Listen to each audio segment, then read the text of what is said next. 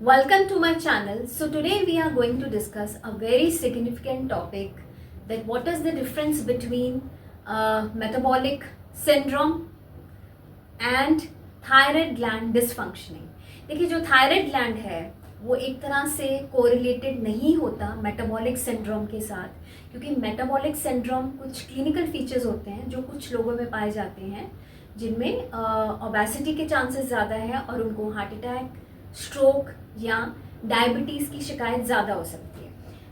जैसे for example जो thyroid gland है वो एक तरह से हमारी बॉडी के मेटाबॉलिज्म को रेगुलेट करता है और it's a very important gland which is required to maintain the body metabolism, but ये बिल्कुल भी कोरिलेटेड नहीं होता विद मेटाबॉलिक सिंड्रोम।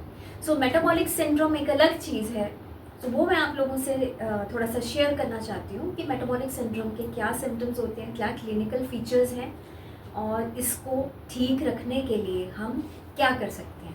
देखिए, जो मेटाबॉलिक सिंड्रोम है उसमें नंबर 1 जो है ओबेसिटी।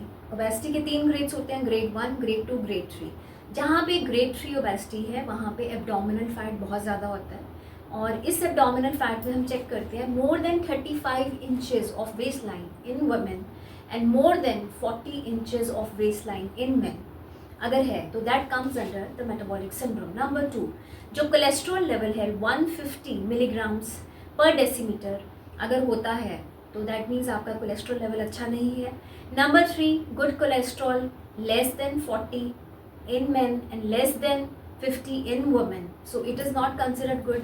उसके साथ साथ जो ब्लड प्रेशर है सिस्टोलिक ओवर डायस्टोलिक, यानी 130/75 mm/Hg, अगर इससे ज़्यादा रहता है, कंट्रोल नहीं रहता बहुत समय से, तो that is not at all a good sign. उसके साथ साथ एम्प्टी स्टमक पे अगर शुगर लेवल चेक करते हैं तो वो 100 से ज़्यादा आता है, that also comes under metabolic syndrome. So ये मेटाबॉलिक सिंड्रोम जो है, इनमें से ये 5 में से अगर 3 चीज़ें 4 चीज़ें किसी की भी आती हैं तो that is not considered a good health. और उन लोगों के लिए कुछ टिप्स हैं जो उनके लिए बहुत ज़्यादा ज़रूरी है। नंबर 1, डाइटरी टिप पे आपने डाइट का पूरा ध्यान रखना है, वॉक को रेगुलर रखना है और कैलोरी डेफिसिट डाइट होनी चाहिए। उसके साथ साथ बहुत ज़्यादा ओवर ईटिंग नहीं होनी चाहिए, बहुत सेडेंट्री लाइफस्टाइल नहीं रखना है, फिजिकल एक्टिविटी बहुत ज़्यादा इंपॉर्टेंट है।